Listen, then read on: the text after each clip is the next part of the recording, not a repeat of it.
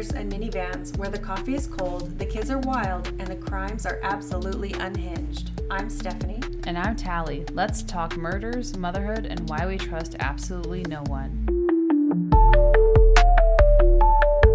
I'm sorry in advance about this case. It's Wonderful. It's really bad. Oh, no. It's often described as tragic. Oh, fabulous. But that word doesn't go far enough. Because this is not a story where danger appeared suddenly. This is a story where danger was documented, witnessed, and described in advance, and still nobody stopped it in time. Oh. Susan Cox Powell disappeared from her Utah home in December 2009, and her body has never been found. Oh. Yeah. What makes this case uniquely disturbing is not what just happened, but how much was already known. Because Susan told us. Susan Marie Cox was born on October 16th, 1981, a Libra. There we go. Her childhood involved frequent moves, including time in Alaska and then later Washington State. People who knew Susan growing up consistently described her as conscientious. Wow. First try. Good job. Yeah. People-oriented and emotionally expressive. Someone who tried to understand relationships rather than dominate them. Very Libra. Pretty sociable. Yeah. Susan processed stress by writing and organizing. She journaled, made lists, and she recorded her thoughts. And this becomes critically important later because Susan's documentation was not reactive panic, it was her lifelong coping mechanism. So as an adult, Susan trained as a cosmetologist and then transitioned into finance. By the time she lived in Utah, she worked at Wells Fargo Investments, where her coworkers described her as reliable and methodical. So she wasn't impulsive, she wasn't reckless, and she wasn't somebody who disappeared without preparation. Do we talk about why she moved so much later? No, but I want to say her dad was in the military or something. Okay, that was going to be my question. Yeah, she was very close with her family. I think from all accounts, she had a pretty nice upbringing. Okay. When she became a mother, her world narrowed around her children. Friends, coworkers, family members, every single one said the same thing. Susan would never willingly leave her boys. Also, another important thing to say to your friends all the time is you will never willingly leave your kids. Yes. Just say, I will never. You gotta say that. Okay. Because then, I read a lot about husbands murdering their wives. Yeah. And they're always like, well, yeah, she was depressed and she just said that she was gonna, go or whatever and commit suicide. Oh, no. Yeah. It'd be a cold day in hell that I would leave my family. So, Susan from the get-go did everything right. Okay. You tell everybody. And wrote everything down, Yeah. it sounds like. Mm-hmm.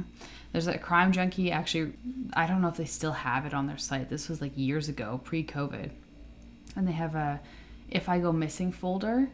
Oh. And so it's a documentation and you fill out everything.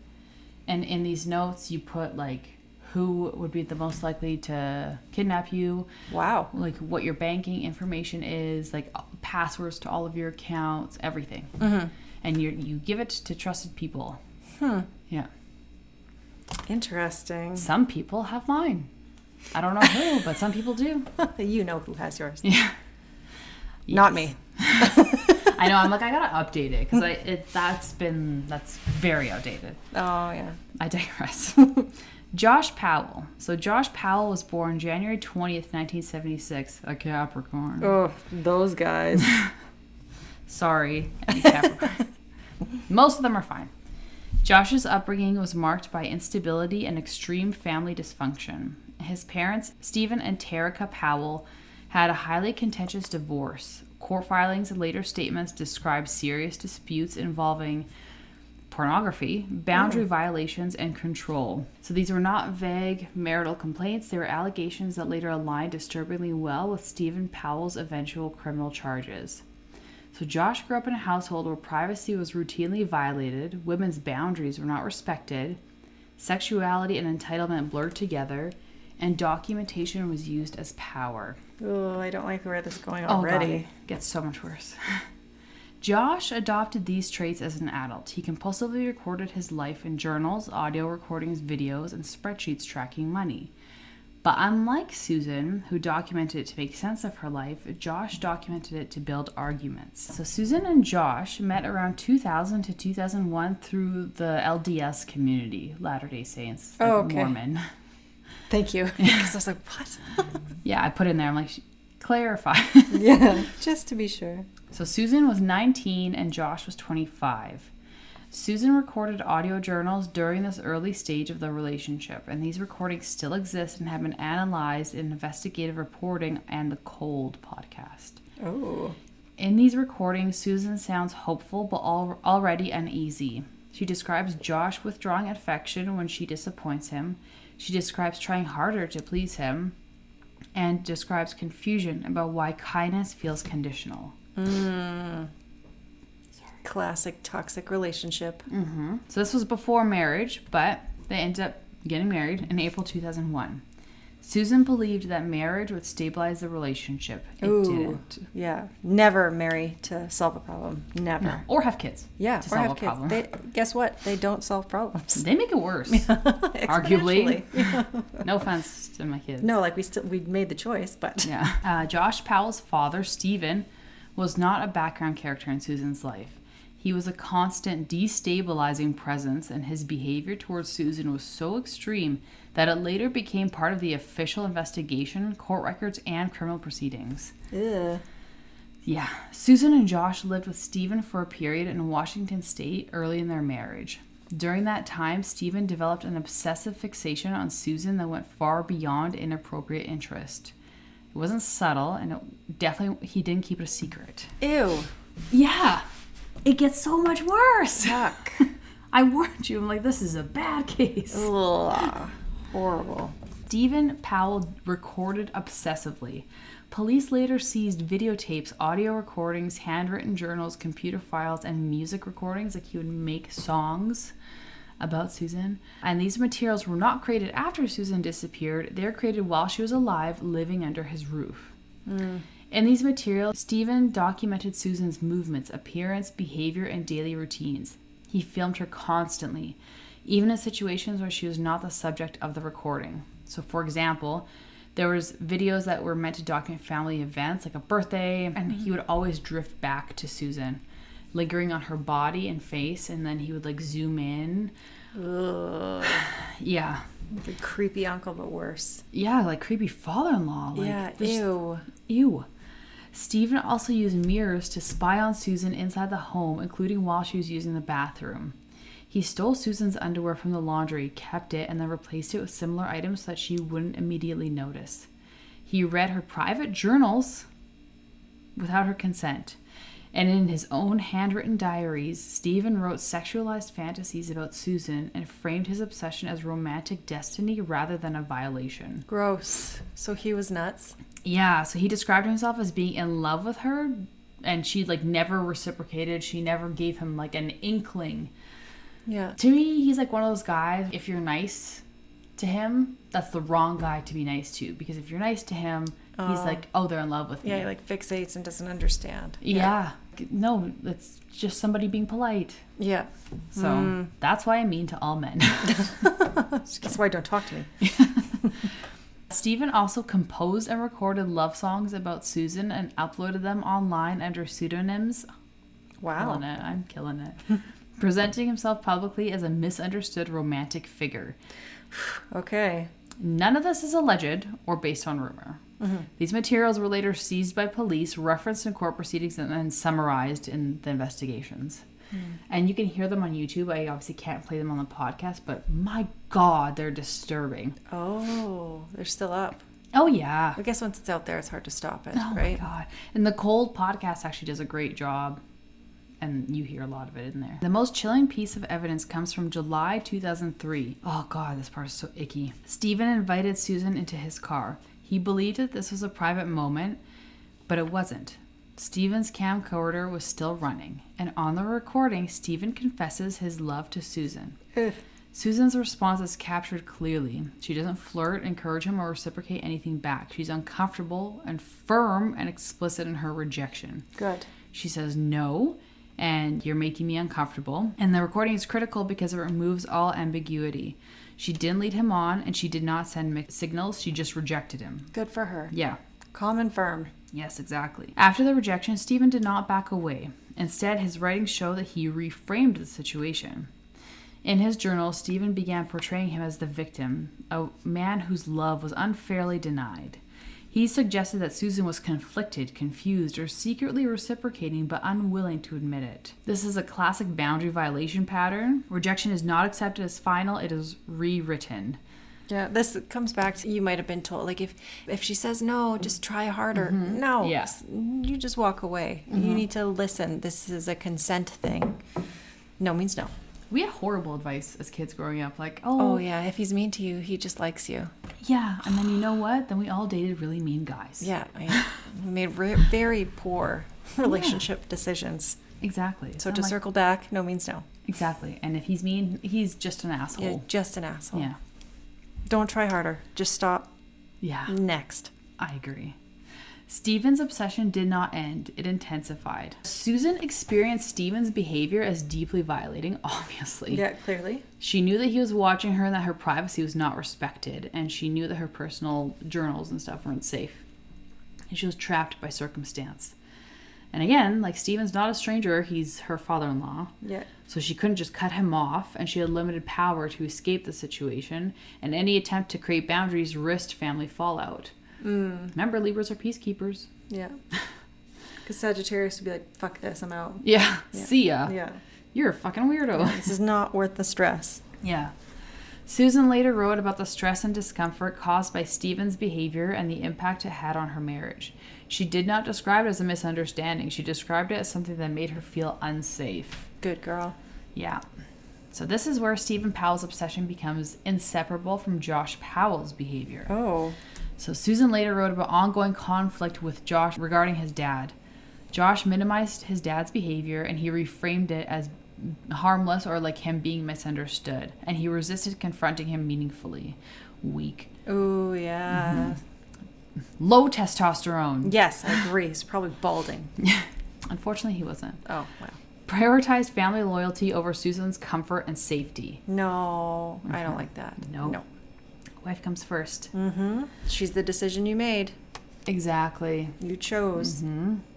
Susan described feeling that Josh did not fully believe her, or worse, didn't consider her distress sufficient reason to act. And this mattered enormously because now she's dealing with her controlling husband, a violating father-in-law, and a family system that treated her fear as secondary. So she begins to feel trapped. Obviously. Not just in a marriage, but in her, like, that entire family structure. So Stephen Powell's behavior is not just disturbing, it explains several critical dynamics, why she felt isolated and why she feared escalation. She began to document everything. His obsession would also influence later events. So the Powell's attempts to publish Susan's private journals after her disappearance. Weird. The court's decision to issue a permanent injunction blocking that publication, and the eventual criminal charges against Stephen for voyeurism and, trigger warning, child pornography. Oh.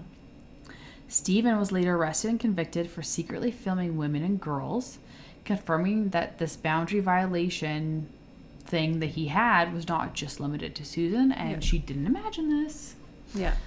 So this is obviously mentally weighing on her.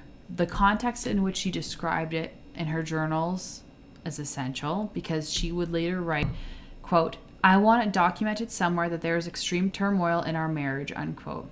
And that turmoil did not exist in a vacuum. It existed inside a family environment that had already shown her that her safety could be compromised and dismissed. This is the point at which Susan's documentation shifts from journaling to warning. When people who knew Susan talked about Josh, they didn't describe him as a little controlling or kind of strict. They described a system. So Josh's control showed up not as explosive rage, but as daily restrictions that shaped Susan's entire life. Yeah. Multiple friends and family and coworkers described Josh as tightly controlling the family finances. They were never well off. Like, in any means. They were always rubbing two pennies together. Oh, okay. Susan did not have free access to money. She had to ask permission for purchases, even small ones, and those requests were often questioned, delayed, or denied. Oh, I hate that. She wrote about money being used as leverage, and her friends would confirm this. This mattered because the money wasn't about spending, it was about escape. How are you going to plan even to get out of this if everything is so controlled? Where was her family? They were around, I think she started to share with them. They're also LDS. I don't really know a ton. From the Cold podcast, I remember her dad had brought up issues. Yeah. Said, like, you can come live with us and stuff. But she was kind of trying to make it work, and then... Oh, yeah. I just don't... Yeah. Yeah. I don't understand why you would not just go live with your parent, especially if the father-in-law is so uncomfortable and imposing himself on you. Why would you not? Yeah. People can make a lot of excuses, but you know who suffers? You and the kids. She wanted the marriage to work, and, like, just LDS beliefs, too. Yeah, it's Divorce tricky, and but you see this a lot. Yeah. Like, Yeah. you always make the kids as an excuse. Well, we try to keep it civil. I didn't want to rock the boat, so I dealt with years of abuse. Yeah. But your kids see it all. And now it's a learned behavior. And it makes you a shitty parent, too, sometimes. Like, not in this case. You're not protecting the kids. Yeah. Yeah, not in this case. If you're dealing with, like, depression and internalizing what is happening to you at the hands of your husband, Yeah. it's going to reflect on your personality. You're not going to be the mother that you can be for your kids. You won't be your best self. Yeah, exactly. You can't pour from an empty pot. Yes, yeah, exactly. So she tried to create side income. So she secretly attempted starting a Mary Kay business just to be independent. And she said that she told her friends that she did not feel free to pursue work or income without Josh's approval. And Mary Kay represented something that she could do quietly from home without needing upfront permission. He also controlled access to the family vehicles. And Susan often did not have free use of the car, which is so weird. At times, she was forced to commute by bike, including on long and dangerous routes, something that her friends described and corroborated as well. So he was literally logistical restriction. Yeah. It sounds like he has low self-esteem, too. Like he's trying to impose his will however he can. Yeah, and like if you take the car away from her, then that takes away her ability to socialize, visit family, attend appointments. He must have been insecure, too. Yeah. Yuck. So Susan's friends described Josh as closely monitoring her schedule as well. So her plans would require approval, social activities were discouraged or questioned, and then she became more isolated. She canceled her plans more often. She hesitated before committing to anything, and she seemed anxious about Josh's reaction. So it wasn't enforced by outright bans, it was enforced by consequences. I think she did end up going back to work at Wells Fargo, part-time or something like that. And then her coworkers there said that they noticed a shift in her. When she came back, she was quieter, more withdrawn, and visibly stressed. And they described her as dependable and capable, but increasingly burdened. And then she talked less about her personal life over the time, which is a common pattern in coercive control. A person does not fall apart publicly, they shrink. That's sad. Yeah. This is a very sad case. Susan did not keep her fears vague. She told friends specific things that she was afraid of, like Josh taking the children if she tried to leave, how he would destroy her financially, and how Josh would retaliate in ways that she could not predict, which is fair. I could not imagine feeling that way. Like, it makes me viciously angry when people say stuff like that, making excuses for staying. But we have to remember how much abuse she's already been dealt. Yeah. And it would start off subtle at first, and then slowly he would heap on more and more until she doesn't feel like she can escape the weight of it. Yeah. So it's hard sometimes to put yourself in these shoes. Like, why would she not leave? Yeah. Just take your kids and get out of here. But there has been years of this conditioned abuse that she would now feel stuck. When I like put myself in her shoes too, like if I was in this situation and I thought that I would lose my kids, I like there's no fucking way. Like I would stay and I would just roll over. Yeah, to not lose but my she's obviously kids. not of sound mind either. A decade of these notebooks detailing the day-to-day. She would at least have some form of evidence. She would have some stuff written down. Friends, coworkers could corroborate her story. Like, there's lots. People forget now how much evidence is out there. So you'll see. She kind of gets into it. Okay, good. Friends later confirmed that Susan based these fears off of things that Josh had said directly, including statements about money, custody, and his power to ruin her if she tried to leave. She described him as calculated, not impulsive, and that distinction mattered to her, and that's why her fear escalated. So when friends compared notes later, a clear pattern emerged. So Josh would tighten control when Susan asserted independence, like when she went back to work. I think that's when the control kind of got bad again. Josh withheld resources when Susan pushed back, and Josh framed himself as rational while portraying Susan as emotional. Oh, I hate that. That's always the default for women. Oh, she's just a bitch. Yeah. Whoa, slow down here. Yeah. I've like switched it as I've gotten older. I'm like, what did he do? Yeah. Yeah. Yeah, I'm like automatically, I'm like, it's his fault. So Josh would use the logistics, money, cars, and schedules as tools of dominance. So later on, like her friends were like, oh, we were all seeing the same things. Yeah. Susan's journals, emails, and audio diaries are striking not just because they are dramatic, but because they are controlled. She doesn't rant, exaggerate, or catastrophize. She records the patterns that she sees. So she wrote and recorded the way that somebody does when they're trying to prove to themselves that what they're experiencing is real. Oh, yeah, she's trying to prove her sanity. Yeah. Yep. Kind of gaslight yourself, I think. Definitely. And you're like, am I being crazy? Especially when you have somebody that you love and trust saying that you're being crazy. Yeah. And constantly using that as an excuse for their shitty behavior. Definitely.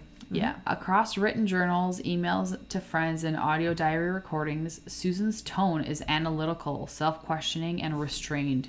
She often pauses to ask whether she is being unreasonable, a common trait people experience long-term coercive control. Yeah. She doesn't call him evil or abusive. She just describes his behaviors and the effects that those behaviors have. Good. In multiple writings and recordings, she describes long periods where Josh again refused affection and avoided conversation, like didn't want to talk about anything. She describes how she felt invisible, unwanted, and desperate for basic connection. And in one audio journal from early on in their relationship, Susan sounded confused and hurt, describing how she keeps trying to do better so that Josh will be kind again, which is not okay. No, you shouldn't have to work so hard to be good. Yeah. Like to feel valued. I mean, Yes. it's ridiculous. So what stands out is not anger, it's confusion. She's trying to solve an emotional equation that keeps changing. In emails later shared with police by friends, Susan writes that she feels like a single mother despite being married. So it's not a hyperbole. Like, she was doing the bulk of the parenting, she was managing all of the household responsibilities, and she was making every decision alone. Which I'm like, sounds familiar. Josh is physically present but emotionally absent. Susan describes exhaustion, not just physical but mental, from carrying the family while being criticized for it. Of course. And she expressed frustration about how Josh seemed detached from reality at times. And at least one documented conflict, which is the one that precedes her secret will, Susan reports Josh making statements about divorce, mediation, and destruction that she interprets as threats. She doesn't say, Josh will kill me. She says, I don't know what he's capable of, and that scares me. Okay. A note also about the financial control is she at one point had to like go to her neighbor's house, and she had to ask for hot dogs or like $4 or something to buy hot dogs because there wasn't enough food for her boys to eat. Oh my gosh. Yeah, it's not great. June 27th, 2008. By the summer of 2008, Susan had already been living under Josh's control for years. Her journals and emails showed a steady escalation, but June 27th, 2008 is different. This is the day that Susan stops processing and starts documenting for protection. The immediate aftermath of the argument. So on June 27th, she had an argument with Josh inside of their home that frightened her enough that she did not want to be alone with the memory of it.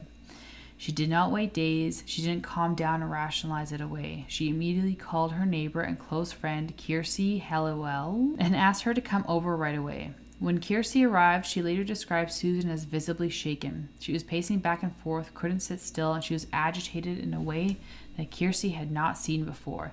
This wasn't a normal marriage fight. She would later say that her emotional state made it clear that something had crossed a line. Susan did something very specific and very telling. She handed Kiersey a stenographer's notebook. So she asked Kiersey to write down exactly what Susan was saying about the argument. Not later, not from memory, but in that moment. Oh, okay. She didn't ask for her to give advice or like confront Josh or comfort her. She just asked her to document it. She explained that she wanted a contemporaneous. I knew there was going to be one word. Contemporaneous. Like, I went to school. Okay. Something created immediately by a third party while the details were still fresh. There you go. That's the word. That choice matters. So it showed that Susan was already thinking in terms of evidence. Yes. As Kiersey wrote, Susan described statements that Josh made during the argument that alarmed her. Susan said Josh told her that if they divorced, there'd be no lawyers, there would only be a mediator, and he would ruin her.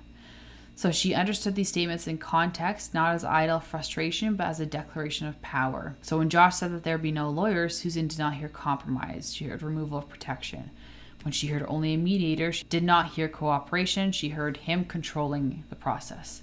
And when he said he would ruin her, she interpreted it as retaliation. So just so you know, if this ever comes up, he doesn't have a choice in the matter. Just lawyer up. Yeah. Fuck him. Mm-hmm. Get a lawyer.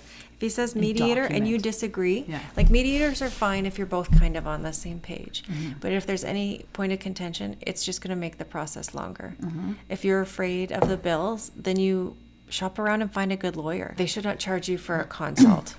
If they do, there's nothing wrong with being open about the situation, and maybe they'll refer you to the right person. Yeah. Like whether or not it's just a different lawyer at their law firm or a different office altogether.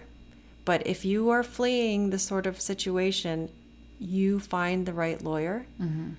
and don't rely on mediation. And don't listen to what your soon-to-be ex-spouse says. Fuck them. They're out for themselves, especially if it's something this dangerous or you're in any way scared. Get the lawyer. Go to the police even. Yeah. I think that must be like a common hang up too, because again, when I put myself in this situation, I'm like, I don't have thousands of dollars. Yeah, there's a fear there. Yeah. But the right person will work with you. I'm not saying you're always going to get a deal cut, but there's payment options, or they will help you find resources because there is money available to help people. Exactly. Yeah. I agree. So this argument and the documentation of it led to Susan's next actions. She wrote a handwritten will the next day. She describes that there's extreme turmoil in her marriage and that if she dies, it's not an accident. And that Josh should not have custody of the children. So that timeline matters. So June 27th, argument, witness documentation. June 28th was the warning document. So she's no longer trying to fix the marriage. She's preparing for a risk. This shows Susan perceived as a serious escalation. She didn't run. She did not disappear. She just documented. And Where did she put the will? I don't know, but it still exists. Oh, Because okay. it was evidence. It's tricky in Canada. It would mean nothing if it's not notarized. Yeah. She did in that will, she put that her father should care for the children should something happen to her. Mm-hmm. And that document is one of the clearest pre-incident warnings in modern true crime. I don't know why you wouldn't take the kids to your dad then and call the police. I don't know. She must have feared him. And like when you listen to the Cold podcast, he is a frightening person. Yeah, she would fear retaliation and the lives of her children. Yeah. So, like, I do know why she wouldn't. Yeah. But at that point, if you're that fearful that you're handwriting a will and pointing fingers that if I die, he's the one who did it, Yeah. then what are you risking by getting the children out of there? I think she was just trying to be very careful. Because if she... Again, she was probably gaslighting herself, being like, I'm over-exaggerating. He's not going to hurt me. But, again, if she was trying to make it a normal divorce process, and she then takes the kids to her dad's house, I think that as a divorce, that counts as her abandoning the marital home and like taking the kids away. It's like she was probably just trying to be careful, I think. Yeah, like, but I feel like you could reason it out with some of the abuse. Yeah, I don't know. There's so many different like schools of thought, I think. July 2008, Susan recorded a video walking through the house. She documented furniture, electronics, and valuables, and she explained that she was documenting everything in case something happens. Her tone is very calm in the video. I've watched this quite a few times. Ugh. In that video, she seemed... This is a video will, is what it is? Kind of going through everything in the house? And Yeah, she was just documenting it. I think originally she was doing it with like the divorce, but also in case anything happens. Yeah. Sometimes people do that for insurance. So by December 2009, Susan's marriage was under extreme strain, but that day would become her last known day that began normally. So Sunday, December 6th, she spent the morning with her two sons, Charlie and Braden. They attended church together in West Valley City, Utah. After church, Susan walked home with her close friend and neighbor, Kiersey. They talked casually as they walked. Nothing about Susan's demeanor struck Kiersey as unusual or alarming in that moment. She didn't say that she was leaving or that she was afraid or was going to disappear. This walk home with Kiersey is important because it is the last confirmed sighting of Susan by somebody outside of the Powell household. So later that afternoon, another neighbor stopped by the Powell home. According to statements, that neighbor left at approximately 5. Susan appeared unusually tired. She told the neighbor that she was going to lie down and rest. There was no indication that she was packing, planning to leave, or behaving erratically. There was no reports of a struggle that was witnessed by neighbors, and no reports of Susan leaving the house. After this point, Susan is never seen again. Monday, December 7th. On Monday morning, Susan did not show up for work at Wells Fargo Investments. That was immediately unusual. Susan was reliable, and she showed up. And if she was going to be late or absent, she called. That same morning, Charlie and Braden were not dropped off at the day home. Oh. And staff noticed. So not typical. So concern kind of began to spread. And because neither Susan nor Josh could be reached and the children were also unaccounted for, family members believed that the entire family might be missing. Josh's mom, Terica Powell, and his sister, Jennifer Graves, went to the Powell home to check. They knocked, nobody answered. They called, there was no answer. At this point, concern escalated from something is off to something is wrong. Mm-hmm. Police were called to perform a welfare check. Because nobody responded and there was concern about the family's safety, officers entered the home. Initially, they thought that this was like a carbon monoxide thing or a medical emergency. Inside the house, officers found nobody there. There was no sign of forced entry, but her purse, wallet, identification, and personal items were inside the home. And that detail alone suggested that she had not left voluntarily. There was another detail that immediately stood out. In the living room, officers observed 2 box fans blowing directly on a wet spot on the couch. The fans are positioned deliberately. Investigators would later describe this as appearing consistent with an attempt to dry something, not ordinary household activity. Yeah. At the time, police noted it as suspicious, but the priority was locating Susan and the kids. Then the same day, at 5 p.m., Josh Powell returned to the home with Charlie and Braden, but Susan was not there.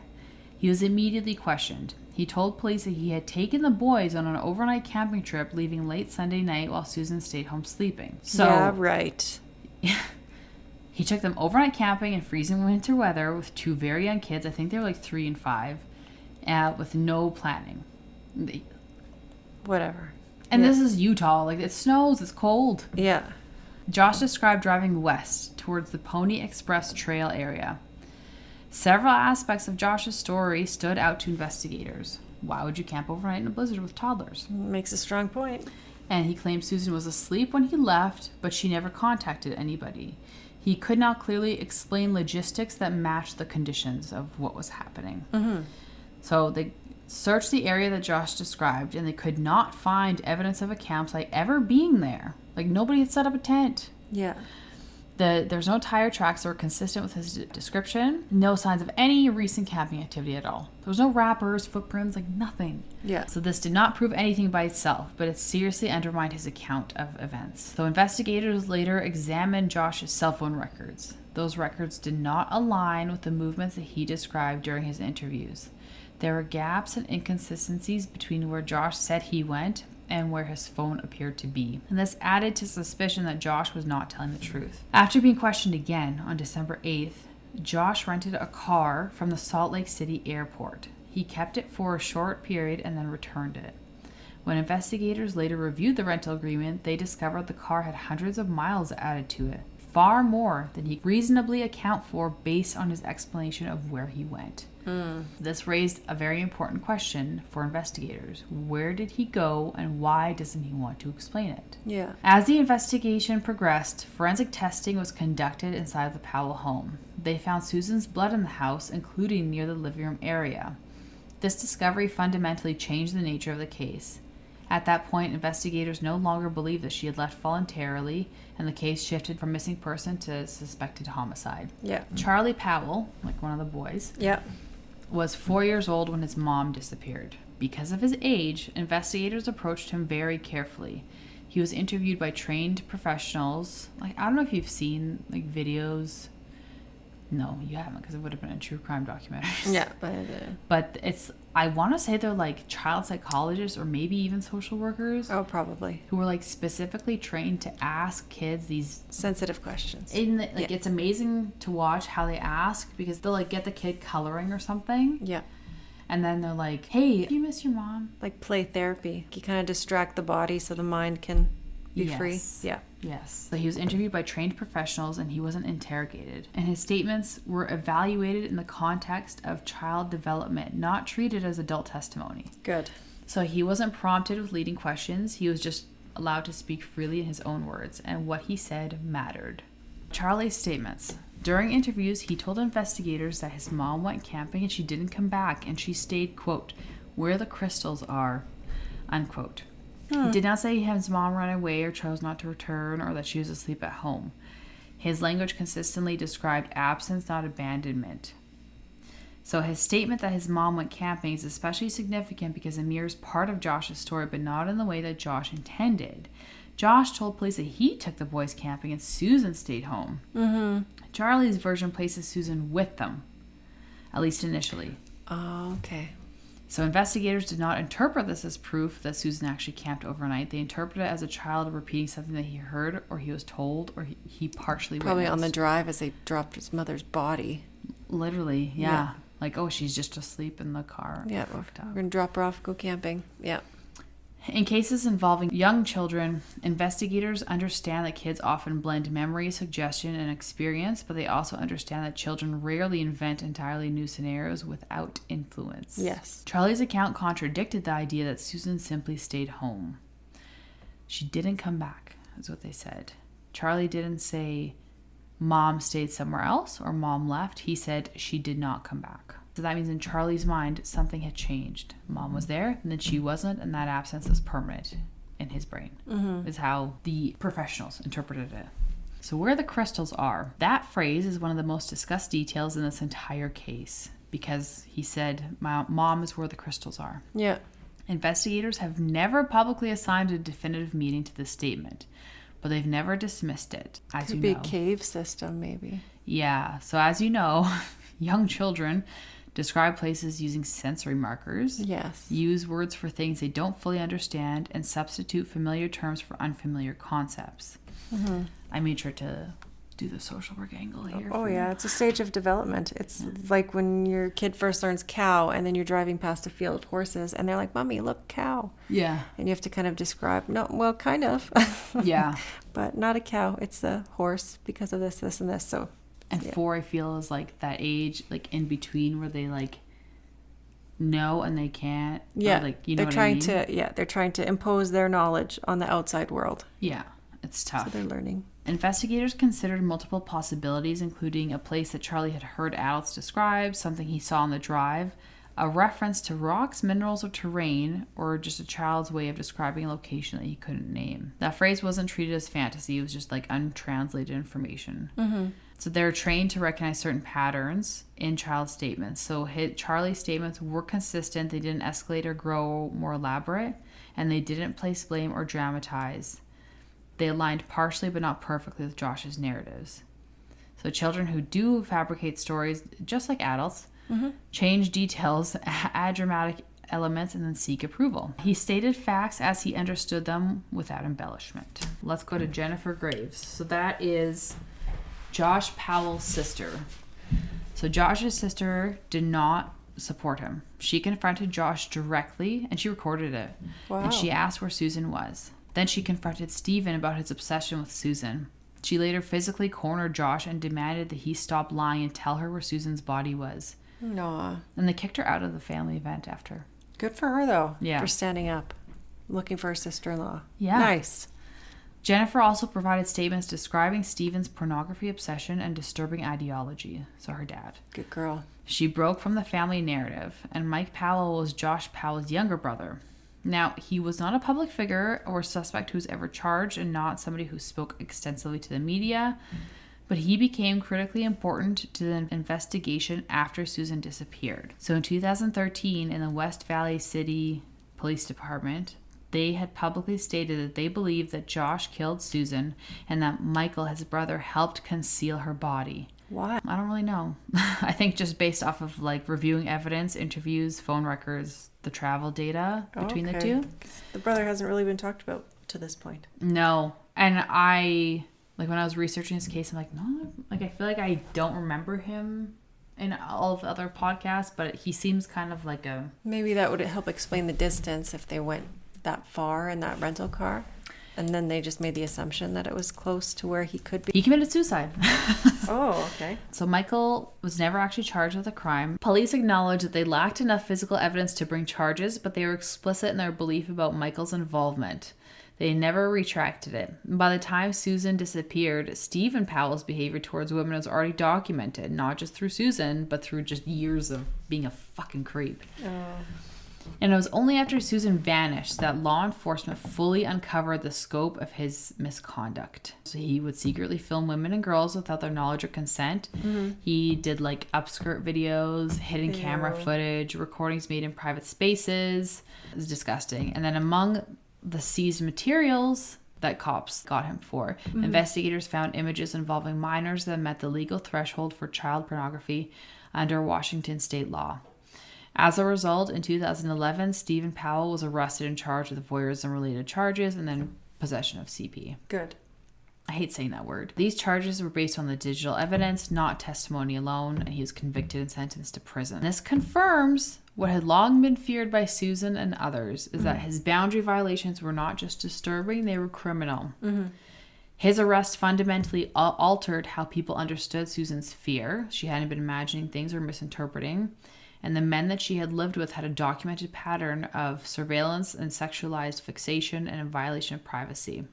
So all up until this point, there's nothing that they can do. They know that he killed her, but there's no evidence, in summary. She's missing. Yep. Yes. By early 2012, Josh Powell no longer had custody of his sons. Charlie and Braden were living with Susan's parents, Chuck and Judy Cox, in Washington state. Josh was only allowed supervised visitation after concerns about his behavior, instability, and safety risks. The supervision was not optional, it was court-ordered. On Sunday, February 5th, 2012, Josh was scheduled for one of these visits. The supervision was contracted out to a private social worker named Elizabeth Griffin Hall, who's an absolute fucking hero in this case, who had been assigned to oversee the visit and remain present at all times. So Elizabeth drove Charlie and Braden to Josh's rental house in Graham, Washington. The plan was very simple. She would walk the boys to the door, Josh would greet them, and the visit would occur with her present. But almost immediately, things went wrong. As Elizabeth approached the house with the boys, Josh opened the door. Josh grabs the boys, not gently, not casually. He pulls them inside, slams the door shut, and then locked it. So suddenly Elizabeth is on the outside of the house with no access to the children that she was legally responsible for supervising. Yeah. She tried to open the door and it wouldn't open. She pounded on the door, yelling for Josh to let her in. He didn't respond. So Elizabeth runs back to her car, calls 911. Good. On the recorded call, her voice is urgent but controlled, the voice of somebody who understands that something is very wrong. Yes. She tells the dispatcher everything that happened, but while on the call, she moves closer to the house again, and then she smells gasoline. Elizabeth tells the dispatcher that she smells gasoline, not faintly, not maybe. She's very clearly smelling it. Good. And she said that she's afraid that he's going to hurt the boys. This is like happening in real time. So the dispatcher is asking the routine questions, address, situation, yada, yada. She keeps insisting that something is wrong. Yes.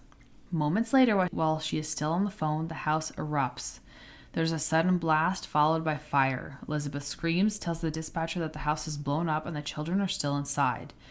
Emergency responders are dispatched immediately. Why the fuck didn't you do that the first time? I don't understand dispatch, but like... gasoline, man? Yeah, but they might have been trying to get the details to see how many to send and where to send and what exactly to send. Yes. I'm sorry to all dispatchers, but I'm like, what are you talking about? Yeah. Gasoline. Like, really, it probably happened in a matter of minutes. Yeah. Could they have stopped it? Probably not. But I'm like, what do you... No, once there's gas, there's an accelerant. Yeah. Yes. That's scary. So by the time firefighters arrived, the house is fully engulfed. Fire investigators and police later determined that Josh Powell had spread accelerants throughout the house, attacked the boys with a hatchet, Wow. set the house on fire intentionally, and then killed himself. The boys Asshole. died from to say the least. Yeah. The boys died from a combination of injuries and smoke inhalation. Josh died inside of the burning house. Not an accident. It was a planned murder-suicide. Mm-hmm. So this wasn't Josh snapping. This was Josh making a final decision after losing control of Susan, the narrative, and the children. Mm-hmm. And when custody was removed, Josh no longer had leverage for anything. Mm-hmm. And that was his entire identity. Yeah. It's like having control and leverage. Yeah. So Elizabeth Griffin Hall survived physically, but the trauma was severe. Of course it would be. Yeah. Susan's parents lost both grandchildren, the last living connection to their daughter. Mm-hmm. Josh died without revealing what he did with Susan's body. And with that fire, the final chance of learning the truth from him disappeared forever. So I don't know why you would take the kids. What a selfish asshole. Yeah, again, it's like with him, it was just control. Yeah, I never understand that. Everything to him is a chess piece in his game. Mm-hmm. So Susan Powell did everything that people are told to do when something feels wrong. She didn't disappear. She didn't lash out or exaggerate. She documented very specifically. She asked a trusted neighbor to write down an argument while it was still fresh. She wrote a will. And she filmed a walkthrough of her home, and she did not leave anything behind, really. She left contacts, and she left a record showing the escalation over time. Like, all these diaries and stuff paid off. Yes. They didn't pay off, but it answered the story of what the hell happened here. Like, it gave insight into this insane fucking family. Yeah, the breakdown of the situation, definitely. And when she vanished, all of her records aligned with the evidence. Her purse still being in the house, her ID, and her children, who were her world, said that she was with them. Nothing about Susan's life suggested that she would abandon it. And the tragedy of this case is not that no one noticed. People noticed. The tragedy is that knowing didn't trigger any urgency. Her fear was treated as concerning but not imminent. Her documentation was troubling but not actionable. And her warnings were taken seriously but not as an emergency. And that creates a gap between recognizing risk and then responding to it as danger. Mm-hmm. And this case is remembered for how it ended. But it also should be remembered as how it was foretold. Because, I also think there's so many cases where women do everything and they still get fucking murdered. Mm-hmm. Is there any winning for women in this situation? What is the win? How do you get away from a monster like this who literally will not quit until he has what he wants? Mm-hmm. So I don't understand. Why wasn't what she did enough to trigger protection? Do you want to answer? Yes. we're under the hour mark. My theories. So. Yes. It's tricky because at the beginning it sounds like she was taught to defer to the males in her life. Yeah. And so I think from the beginning she wasn't strong enough to stay away from this very controlling, because he was controlling in the beginning when they were dating, and then when they were living together, and he was knowingly putting her in harm's way. Yeah. And so don't let your daughter get in that position in the first place. You have to raise her to be strong. I know things happen. Yeah. There are even stories of just girls going to school at UBC and getting sucked into cults, and then they fly the girls away. Oh my God, it's bananas. It's not, these stories aren't far away. Yeah. It's crazy too, because I've known a few, I won't name names, but family members, and their daughters would date just awful dudes. And I remember I would talk to the parents and I'd be like, how are you dealing with this? Yes. How are you surviving this? Did you say something? And they're like, no, you can't say anything because then she's not going to come around. Yeah, it's tricky because, we've talked about this before. Yeah. We've all had our shitty boyfriends. Mm-hmm. Arguably less shitty than this situation. Yeah. And Yeah, I remember the most powerful one. It was after my grandma passed away. My mom called me into grandma's office, and she had written me a letter telling me how bad this boyfriend was for me. Grandma coming through from the Like, grave. thanks. Yeah. Thanks, Grandma. Yeah. But honestly, they know. Like, They that's do the know, thing. and they do see, and you're right. You have to kind of wait for them to come to it themselves. Yeah. I think we talked about this last episode, didn't Yeah, well, and it'll be hard. It would be hard, and I can say all these things until E is old enough, and then I'll have to watch as she makes her own way in the world. So all I can hope is that I teach her through actions and show her what is appropriate and inappropriate behavior from a partner. Yeah. Hopefully, we model a healthy relationship. Neil and I Yeah. just set them up as much for success as we can. Yeah. So part of my social work experience, I did a number of supervised visits. That's so, and like, that puts you at such a risk. I know. Think about it now, because there were a few social workers that had children, but not many. Yeah. A lot of divorce, actually, because you put so much into your job, and you risk yourself a lot. Yeah. Like, I had situations where I pulled out to a house and the front door of the house was open, and the wife and the one child were pacing outside as I pulled up. So I immediately had my phone open with 911 dialed. Yeah. Because that's the step you take. You're not going to call a supervisor. If something is happening, you call the police. Yeah. And so when I was going out on calls, because we were on call often, because we'd have to go in with a police officer and help escort kids, family members, so on and so forth. Part of your training is that on the home screen of your phone, without having to unlock it, is all your emergency contact and then your stats, so your height and weight if you go missing. Oh my God. Yeah. So I had Neil was on the front, and then my dad, because you should have two. My ice, my in case of emergency, was all right there, and then my stats and a photo of me. That's insane. Yeah. Would you have to attend these situations without a police officer? No, if you should not be there. Yeah, and I don't know if that's like a different in the States, because that was when I first heard this story.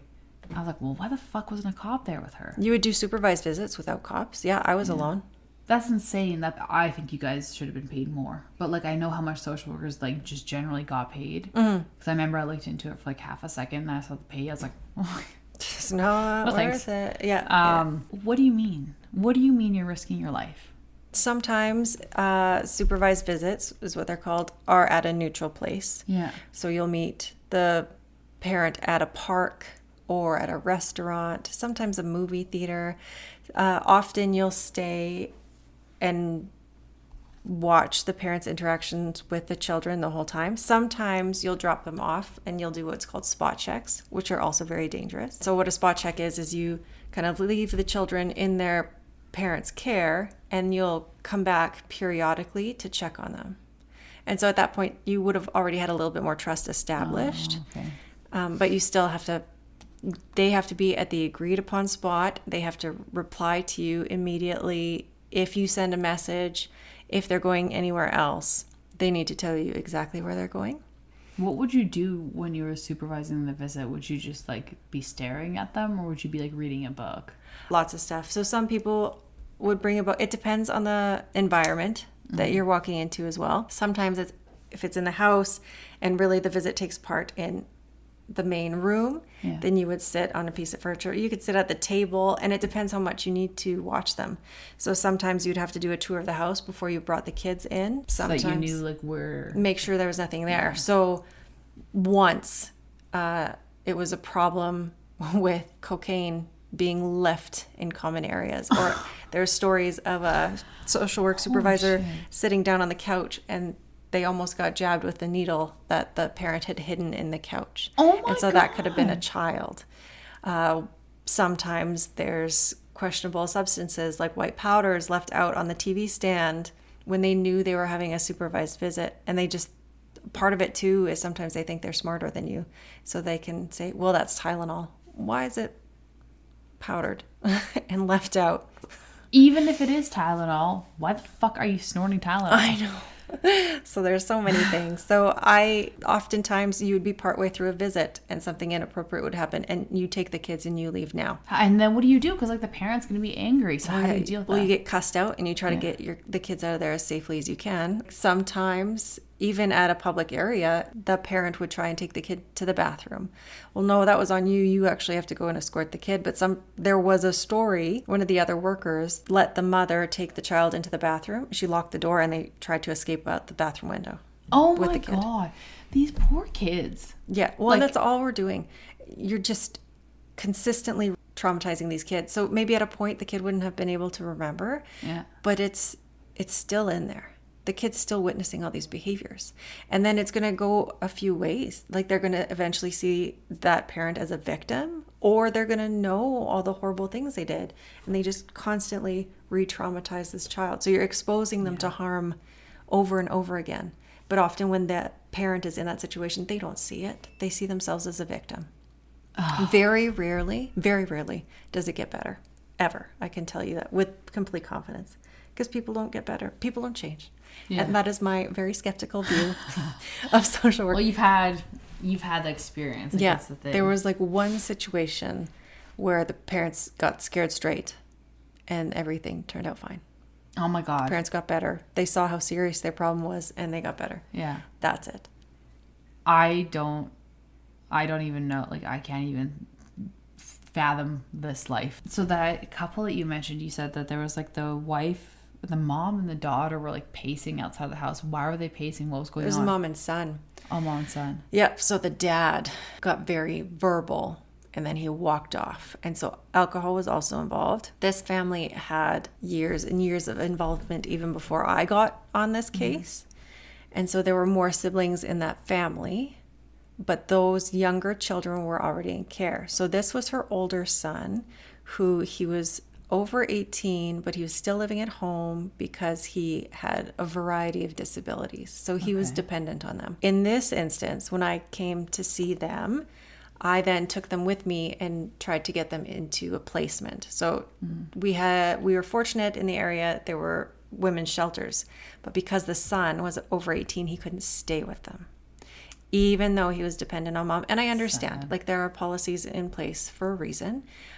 But it's hard to then find resources or any sort of kinship care, so family care, to go take him in. And so she was fleeing abuse with the older son. We were able to eventually get them a placement, but it takes 21 attempts to leave an abuser successfully on average. I thought it was 8 or something. No, it's exponentially higher. It's bananas. Yeah. And she ended up going back with him. Oh. And that was the oldest of 4 siblings in that family. Yeah, that family had a gamut of issues. Each child had a different diagnosis. Interestingly enough, finally, when the youngest 2 were put into care, they were not kinship.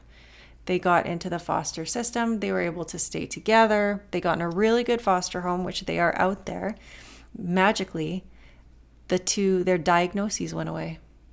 So just the home life was so unstable that both of the younger 2 presented with severe autism.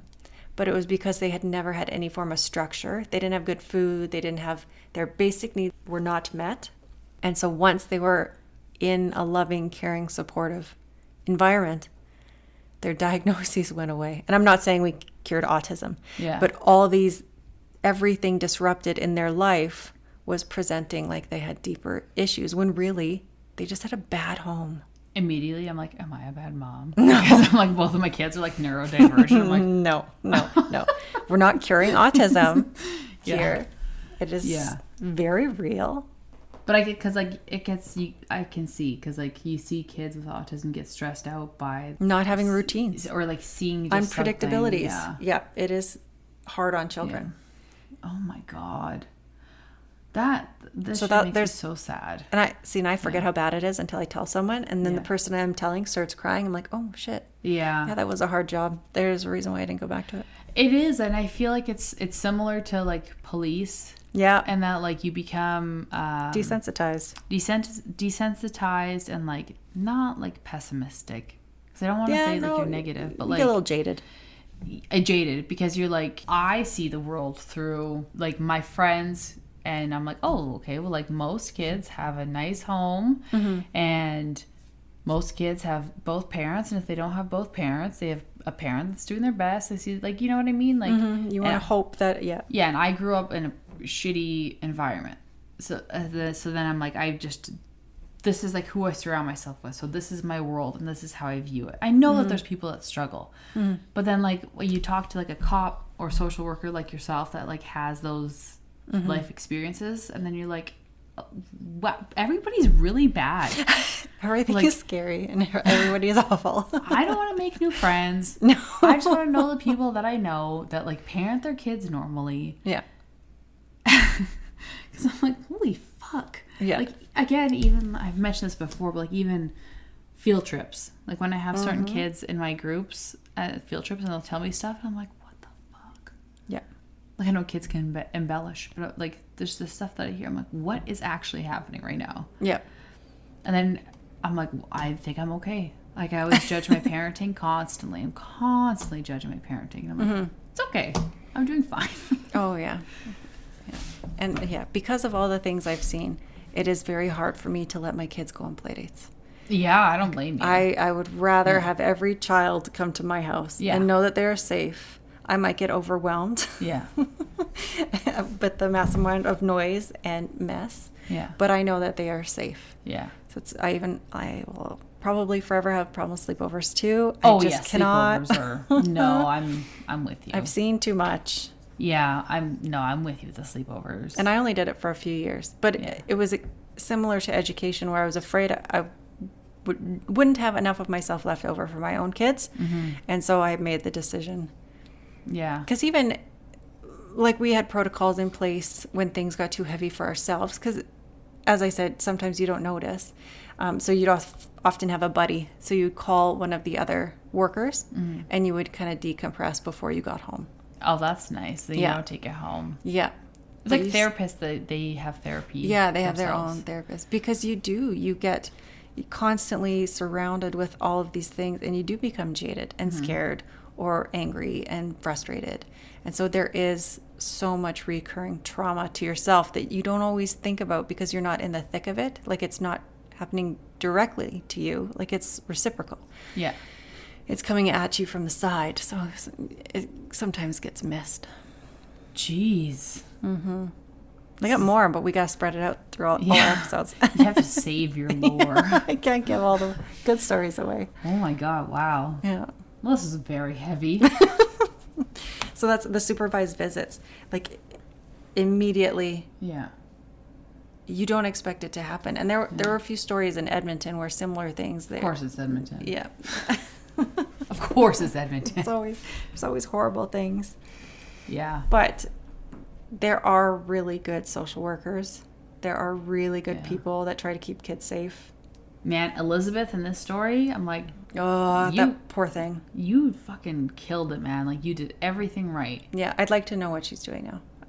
I wonder if she's still a social worker. It would be amazing if she was still in the social work field. I think she's still a caseworker. Whoa, good for her. Because I was panicked. I was absolutely panicked. Of course. This is in this interview. Because you would always do the what if. What could I have done differently? Nothing. You were a victim here just as much as those kids. Oh, God.